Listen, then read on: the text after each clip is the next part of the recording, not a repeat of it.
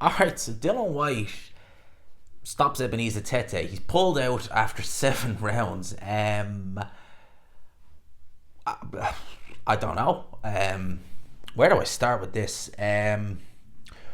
Very fun fight, entertaining, but there's a big but.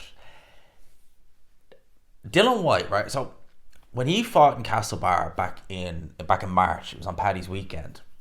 I think it was on a Sunday as well, actually. I think he was only announced with like 2 or 3 weeks' notice. It was very short notice, and he was in there against Christian Hammer, who didn't do anything. And the footage you can see of the fight, 'cause it wasn't even streamed. The footage you can see, he didn't look particularly good. But I'll give him the benefit of the doubt on that one. He's had short notice fights when he was younger, like against Marius Vakin, didn't look particularly good. So, I'll give him the benefit of the doubt on that one. But you still think, how good is he going to look? They announced this fight against Ebenezer Tetteh. And I'm like, okay. Ebenezer Tetteh in 2019 went in there against Daniel Dubois. He was significantly lighter in that fight. I think he was in the two teens. He went in there against Daniel Dubois. He looked terrible. He was down, I think, a couple of times in the first round and was ultimately stopped before the end of it. So I thought, right, Dylan Whyte has to do a similar job. And Ebenezer Tetteh in there, okay, officially he is 36 years old. Yeah, I ain't buying that. 30. He didn't even he looked old. Like old in the face, his body looked old, he moved like an old man. 36, my you know what. No way. He was in there with an old man, and Dylan Whyte, right, Dylan Whyte has never been a quick heavyweight. Never been a quick heavyweight, never been quick of hand, never been quick of foot, always been a bit of a plotter. That's the way Dylan Whyte's always been. Right? Even in his prime. In this fight right here, holy, he looked so slow in there. And Ebenezer Tetteh didn't look exactly like Speedy Gonzalez either, but it was like watching two guys in slow motion. It really was. It was entertaining.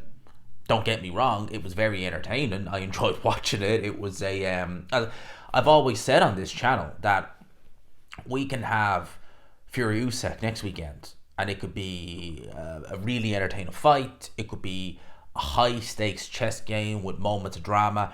But then we can have a fight like this, where both these guys are a country mile. They're a chasm off Fury Usyk. But nevertheless, you can still have a really entertaining fight. And this was entertaining. It was worryingly competitive for Dylan Whyte, though. Very worrying, because I would imagine they would have had this in the pipeline for a little while. I know it was only announced, about a month or so ago. It wasn't that long it was announced. But again, you would imagine that Dylan Whyte was ticking over. I think he was in the 260s, which is heavier than he normally weighs. I think he's normally in the 250s. And he did look to carry a bit around the midriff. So did Tetteh, to be fair. But, I would have expected a better version of Dylan Whyte to this. The last real competitive fight that Dylan Whyte had, that was, in the UK, that was, you would imagine was some bit of work went in, was against Jermaine Franklin 2 years ago now. And even in that fight, he had his moments where he was looking a little bit shaky. That version of Dylan Whyte 2 years ago was not. I was thinking he was there for the taking by top heavyweights. Now I'm looking at Dylan Whyte thinking like Moses Atelma is fighting this weekend against MC McKeon. I'm telling you now, Atelma would have took Dylan Whyte out in about 2-3 rounds. Johnny Fisher, who is not a fighter who I particularly rate very highly, he'd have took Dylan Whyte. I mean, Dylan Whyte looked so bad in there. I'd stick a fork in him. As far as him at world level, it's not going to happen. It's just not going to happen. Never mind what's going on, whether he can fight in the UK or not, because this was in Gibraltar.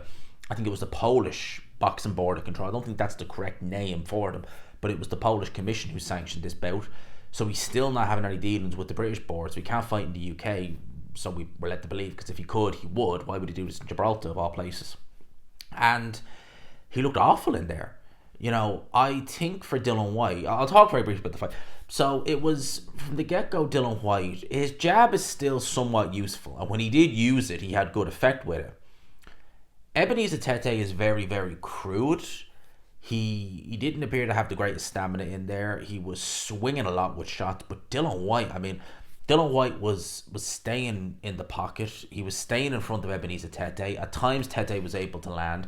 As Ebenezer Tetteh was clearly looking to use the uppercut because we know Dillian Whyte is open to that shot. And it was just bizarre from Tetteh at times. I think he complained about it was a low blow in the first round. And then he just kind of just stood in front of Dillian Whyte, looked at the referee with his hands down. You're like, mate, seriously, protect yourself at all times. And it was just bizarre at times. And I think it was round number 4 where Tetteh appeared to slightly buzzed Dillian Whyte. I think it was with a right hand he threw, because he was swinging these right hands and loading up like he was throwing a cricket ball. You ever see bowlers in cricket? That's what it was like. It was like he was running and swinging like he was a bowler in cricket. It was bizarre from Ebenezer Tetteh. And Dillian Whyte, his legs looked shocking. I mean, there was a moment, I think it was round number 6, where Dillian Whyte finally got a bit of a foothold. Well, he was always in control of this fight, right? He was always in control. But Tetteh was competitive, if nothing else. Worryingly competitive at that. And in the 6th round, he kind of started to get to Tetteh a little bit. He was landed a bit more clean. And then, it's like, I don't know whether it was like his feet got tangled in something, but it just looked like his legs just went. There was no punch landed or anything from Tetteh. It was just bizarre. That's the best way I can describe it. Wasn't a good performance by Dillian Whyte against a guy, again, a younger Ebenezer Tetteh went in there with Daniel Dubois 5 years ago, and Daniel Dubois, who was, that version of Dubois was nowhere near as good as the one we have now. No problem. I mean, Ebenezer Tetteh, I think he was pretty sure he was looking for the canvas before even the round started, the first round. In here, he fancied it. That's a worry. An older, more slow, heavier Ebenezer Tetteh is fancying it against you. I mean, that's a worry. You're giving him reasons to fancy it. And yeah, Whyte looked shocking. Pulled him out after 7 rounds. Look, he was never in it. He'd no stamina to speak of by the end. Dillian Whyte was fairly fatigued. Well, you could tell that he was struggling with the pace, but he was able to mask it a lot better than Ebenezer Tetteh. As I said, moving forward, I mean, Derek Chisora, Dillian Whyte, the trilogy fight. If Derek Chisora was in there, he'd have beaten Dillian. He might have even stopped Dillian Whyte, seriously. Because Derek Chisora, although Derek Chisora has seen better days, much better days, he went in there against Joe Joyce in his last fight, and he dropped Joe Joyce. He certainly won his fair share of rounds. He was the rightful winner. That's not a terrible win. Certainly not. Joe Joyce, he's coming back next year. I don't think he'll do that much, but Joe Joyce would have made light work of both these guys tonight. Seriously, would have made light work of both these guys. Chisora just beat him. Deontay Wilder, who, again, for me, needs to retire because I don't think he's got much left in him. I don't think that he can pull the trigger. But even him against Dillian Whyte there, he'd have had no problems. None. That was a shockingly bad performance by Dillian Whyte. I've never seen him that slow. And Dillian Whyte is not a fast fighter, but he looked painfully slow in there. Dillian Whyte needs to look for the big fights. Wilder or Chisora. Chisora maybe in Zimbabwe after. Because he might beat. I mean, the more I think about him against Otto Wallin, the more I think Chisora might win that fight. Get it one big payday in Zimbabwe. Why not? Do a trilogy fight with Chisora. I mean, I'd watch it. It'd be on DAZN, because by then it'll be Frank on Queensbury be on DAZN. So why not? Why not wait out for that? Don't bother chasing these. You're not gonna to even think you're going to get a crack at the likes of Usyk, the likes of Dubois. It's not going to happen. That's going to be a hard fight to sell to anybody because of how Dillian Whyte, his name value was still there, but he looked shocking there. He really did.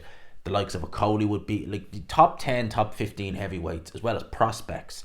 Jared Anderson, Richard Torres, Johnny Fisher, Moses Atauma, David Adelaide. Still, I'd be picking all them over what I've seen there. That was shockingly bad from Dillian Whyte. Really was. Really, truly was. I've never seen him look so against an opponent who, again, I would not. That Ebenezer, no disrespect to the guy, but he would have got annihilated by the likes of a Johnny Fisher. No problem. Would have got annihilated by the likes of them tonight, and he's having competitive enough rounds with Dillian Whyte. He didn't win any rounds, didn't give him even like that much of a round, but he was competitive enough that it was worryingly competitive. Worryingly. So yeah, a hell of a lot of improvements by Dillian Whyte needed ASAP. Well, I think it's past that now at this point, but yikes, that's all I gotta say. It was fun though, don't get me wrong, it was a fun fight to watch, I will say that. Entertainment at all levels, but man, he looked bad. Bad. Let me know your thoughts. Dillian Whyte's performance, let me know in the comments. Hope you enjoyed it. Smash the like button if you could. Subscribe if you haven't already. Peace.